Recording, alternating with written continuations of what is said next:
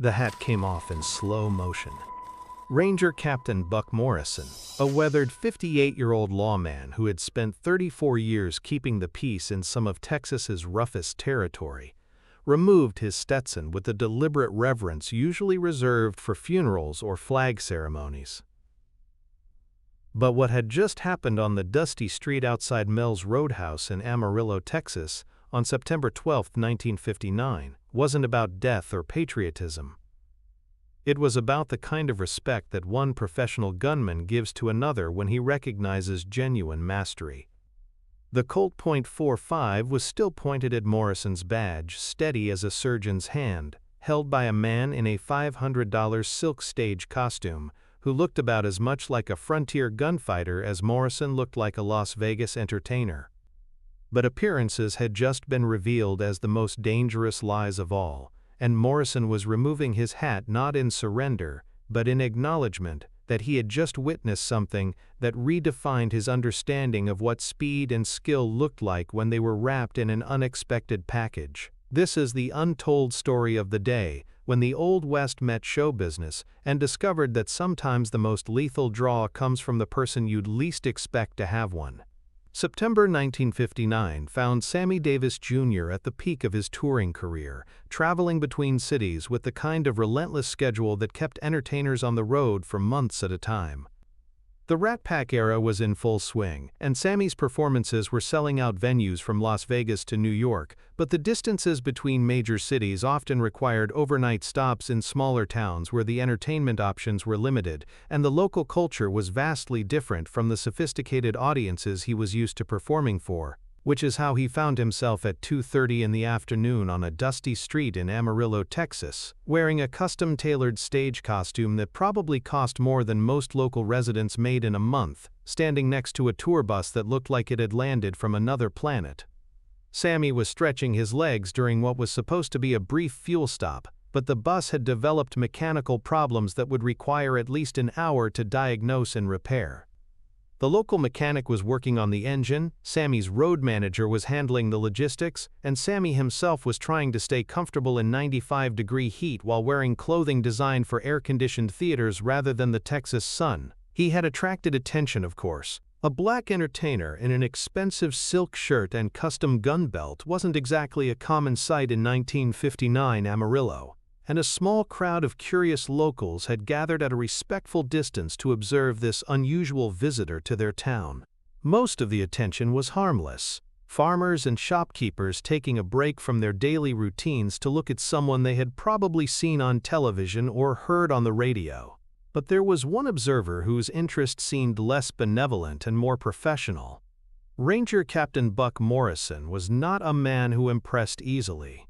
At 58 years old, he had seen everything the Texas frontier had to offer: cattle rustlers, bank robbers, oil field roughnecks, and every variety of armed criminal who thought the vast spaces of West Texas provided opportunities for easy money and quick escapes. Morrison had been involved in 14 documented gunfights during his career, had arrested over 300 suspects, and carried himself with the quiet authority of someone who had survived situations that killed lesser men. When Morrison looked at people, he automatically assessed them for potential threat levels, weapon-carrying capabilities, and the kind of trouble they might represent if circumstances went bad, which is why he was so amused by what he was observing on Main Street that afternoon. Sammy Jr., for all his fame and obvious wealth, looked to Morrison like exactly what he was, an entertainer playing dress-up. The expensive clothes, the styled hair, the manicured hands, everything about him screamed show business rather than genuine frontier competence. But it was the gun belt that really captured Morrison's attention. Sammy was wearing what appeared to be a functional quick-draw rig, complete with a genuine Colt .45 in a custom holster. But to Morrison's experienced eye, the entire setup looked like an expensive costume accessory rather than working equipment. The leather was too clean, the metal too polished, the positioning too perfect. It was the kind of gun belt that looked impressive on stage but would be useless in a real confrontation. Morrison had seen similar setups on Hollywood actors who visited Texas for location shooting, and his opinion of their authenticity was consistently low. Entertainers who played gunfighters in movies or stage shows inevitably developed inflated opinions of their own capabilities. But when faced with real-world situations requiring genuine skill, they revealed themselves to be all costume and no competence. After watching Sammy for several minutes, Morrison decided to have some friendly fun with the visiting celebrity. "Afternoon," Morrison said, walking up to Sammy with the easy confidence of someone who owned whatever space he occupied. "Buck Morrison, Texas Rangers. Welcome to Amarillo." Sammy extended his hand with the polite professionalism that characterized his interactions with law enforcement. "Sammy Davis, Jr. Pleasure to meet you, Ranger Morrison." Morrison shook Sammy's hand, noting the soft skin and lack of calluses that confirmed his assessment of Sammy as someone who worked with his voice and dance moves rather than his hands. "That's quite a rig you've got there," Morrison said, gesturing towards Sammy's gun belt with the indulgent tone he might use when complimenting a child's cowboy costume. "Looks real fancy. I bet it's quite the hit with the theater crowds." The comment was delivered with what Morrison considered good-natured humor, but Sammy immediately understood the underlying message. The Ranger was classifying his equipment as a prop rather than recognizing it as functional hardware. "It serves its purpose," Sammy replied diplomatically, not wanting to create conflict but also not willing to simply accept the dismissive characterization. Morrison's grin widened. "Oh, I'm sure it does. Nothing wrong with looking the part when you're putting on a show. But tell me, son, can you actually use that thing, or is it just for looks?" The question was asked with the casual condescension of someone who assumed he already knew the answer. In Morrison's experience, entertainers who carried guns did so for theatrical effect rather than practical capability. "I've had some training," Sammy said, his tone remaining polite despite the increasingly obvious nature of Morrison's challenge. "Training's good," Morrison nodded approvingly. "Course, there's training, and then there's the real thing. Most folks who learn to handle firearms for entertainment purposes find out that stage work doesn't translate too well to actual gunfighting." The gathering crowd of locals sensed that something significant was developing between the visiting entertainer and their local lawman. People began moving closer, creating an informal circle around the two men. Morrison was enjoying himself. He had no malicious intent toward Sammy, but 34 years of law enforcement had given him a deep appreciation for the difference between looking dangerous and being dangerous, and he was confident that the entertainer in the fancy costume represented the former rather than the latter. "Tell you what," Morrison continued, his voice carrying the easy authority of someone who had never backed down from a challenge. "Why don't you show these folks what kind of quick draw they teach in show business? Might be entertaining for everyone." It was a public challenge, delivered in a tone that made refusal difficult without losing face. Morrison was essentially daring Sammy to demonstrate his capabilities in front of an audience of local residents, who would be comparing his performance to their expectations of what real gunfighting looked like. Sammy studied Morrison for a moment, recognizing both the challenge and the assumptions behind it. He had dealt with similar situations throughout his career, people who thought they knew what he was capable of based on his appearance or profession, and who needed to be educated about the difference between what they expected and what was actually possible. "What did you have in mind, Ranger?" Sammy asked quietly.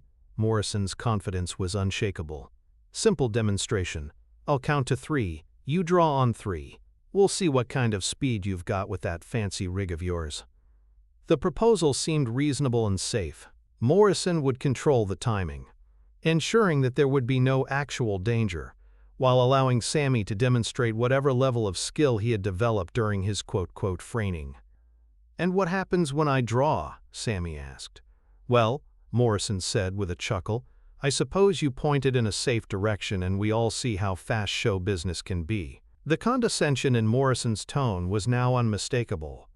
He was treating the entire exercise as an opportunity to demonstrate the limitations of entertainment industry firearms training compared to the real thing. Sammy unbuttoned his silk jacket and adjusted his gun belt to its optimal position. The crowd watched with fascination as he prepared for what they assumed would be an amusing demonstration of theatrical gunfighting. Morrison took his position about 10 feet away, his hand resting casually on his own weapon. After 3 decades of law enforcement, he had developed reflexes and instincts that kept him alive in situations where speed and accuracy meant the difference between going home and going to the morgue. "You ready, son?" Morrison asked, his tone still carrying that mixture of amusement and patronizing encouragement. "Ready when you are, Ranger," Sammy replied. Morrison began his count. 1, 2, 3. What happened next became legend in Amarillo and redefined Morrison's understanding of what was possible when skill transcended expectations. Morrison's draw was professional, efficient, and genuinely fast. His hand moved to his weapon with practiced precision, and his gun cleared its holster with the kind of speed that had kept him alive through 14 gunfights and hundreds of dangerous encounters. But Sammy Davis Jr. had already drawn, aimed, and was holding his Colt steady on Morrison's badge before the Ranger's weapon was halfway out of its holster. The speed wasn't just superior, it was supernatural. Morrison found himself staring down the barrel of Sammy's .45, which was pointed directly at his chest with rock-steady precision, while his own gun was still clearing leather. The crowd fell into absolute silence. Even the mechanical work on Sammy's tour bus seemed to pause as everyone processed what they had just witnessed. Morrison slowly completed his draw, but instead of aiming his weapon, he simply held it at his side and stared at Sammy in complete disbelief. "Jesus Christ," Morrison whispered. "How fast was that?" One of the local men had been timing the demonstration with a pocket watch. His voice was shaky as he announced the result. "Maybe 0.2 of a second, maybe less. I ain't never seen nothing that fast." Morrison holstered his weapon and continued staring at Sammy, who calmly lowered his .45 but kept it ready in case the situation required further demonstration. "That's impossible," Morrison said. "Nobody draws that fast, not even the old-time gunfighters." "Want to see it again?" Sammy asked quietly. The second demonstration was even more impressive. This time Morrison was watching specifically for Sammy's technique, trying to understand how such speed was possible. But even with focused attention, he couldn't follow the motion. One moment Sammy's hand was at his side, the next moment his weapon was aimed and ready. After the third demonstration, Morrison walked over to Sammy and did something that surprised everyone present, including himself. He removed his Ranger hat and held it respectfully at his side. "Son," Morrison said, his voice carrying a completely different tone than it had 5 minutes earlier, "I owe you an apology. I made assumptions about your capabilities based on what I thought I knew about entertainers and firearms." He extended his free hand to Sammy. "That's the fastest, most precise gun work I've ever seen, and I've seen a lot of gun work." The handshake was firm and respectful, between two professionals who understood what genuine skill looked like when they encountered it. "Where did you learn to shoot like that?" Morrison asked. Sammy's explanation revealed not just technical mastery, but a philosophy of preparation that resonated with Morrison's law enforcement background. "Same place you learned, Ranger," Sammy replied, "from understanding that your life might depend on being better than anyone who challenges you." The response struck Morrison as profoundly authentic. This wasn't entertainment industry training. This was the mindset of someone who approached firearms with the same seriousness that Morrison brought to law enforcement. "You've been in situations?" Morrison asked, using the lawman's euphemism for gunfights. "Different kind of situations than yours," Sammy said diplomatically, "but situations where being fast meant the difference between surviving and not surviving." Morrison nodded slowly, beginning to understand that what he had witnessed was the product of someone who had approached firearms training with the same dedication to excellence that Morrison himself brought to police work. The conversation continued for another 20 minutes, with Morrison asking detailed questions about training methods, equipment, and the mental preparation required for such extraordinary performance. It became clear that Sammy's knowledge of firearms exceeded that of many law enforcement professionals Morrison had worked with during his career. "I gotta ask," Morrison said finally, "that rig you're wearing, is that custom work?" Sammy demonstrated his holster setup, showing how he had modified every element for maximum speed and reliability.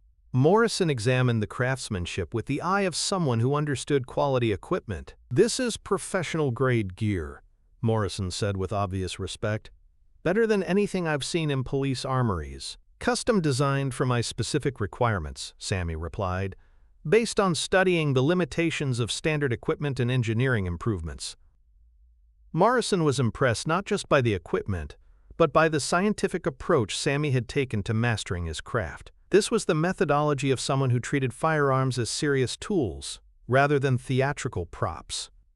"Son," Morrison said as Sammy's bus completed its repairs and prepared to continue the journey, "I want to thank you for teaching an old lawman something new today." He put his hat back on and touched the brim in a gesture of respect. "That demonstration changed how I think about speed, about skill, and about making assumptions about people based on what they do for a living." As Sammy prepared to reboard his bus, Morrison called out one final comment that was heard by everyone in the gathered crowd. "Folks, we just witnessed something special here today. That man's not just an entertainer, he's a genuine gunfighter. And I mean that as the highest compliment I can give." The encounter between Sammy Davis, Jr. and Ranger Captain Buck Morrison was never reported in newspapers or entertainment magazines. But the story spread throughout Texas law enforcement circles and became one of those legendary tales that defined how real professionals recognized authentic skill regardless of its packaging. Morrison returned to his duties with a new appreciation for expertise that existed outside traditional law enforcement channels. He began incorporating some of Sammy's equipment modifications into his own gear and shared the story with other Rangers as an example of not judging capabilities by appearances. Sammy, for his part, gained something invaluable: the respect of a genuine frontier lawman who had tested his skills under real-world conditions and found them to be authentic. Years later, when Morrison was asked about the fastest draw he had ever witnessed, he would always give the same answer: Sammy Davis, Jr., somewhere under 0.2 of a second. Main Street in Amarillo. And he taught me that a man's profession doesn't determine his capabilities. The lesson of that day went beyond quick-draw records or entertainment industry credibility. It was a reminder that mastery can emerge from any background, that authentic skill commands respect from any professional, and that the most dangerous assumption is thinking you know someone's capabilities based on their appearance or occupation. Buck Morrison had walked onto that dusty street as Texas's most experienced ranger, confident in his ability to distinguish between genuine gunfighters and entertainers playing at being gunfighters. He walked away with a revolutionary understanding of where authentic skill could be found, and deep respect for someone who had achieved it through paths that Morrison hadn't previously considered legitimate.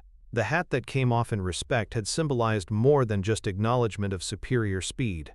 It had represented the kind of professional recognition that transcended occupational boundaries and honored excellence wherever it was found. And in the American West, where respect was earned through demonstrated capability rather than reputation or appearance, that recognition was worth more than any badge, any arrest record, or any official commendation. Because when a Texas Ranger removes his hat in tribute to your gunfighting skills, you've achieved something that places you in the company of legends.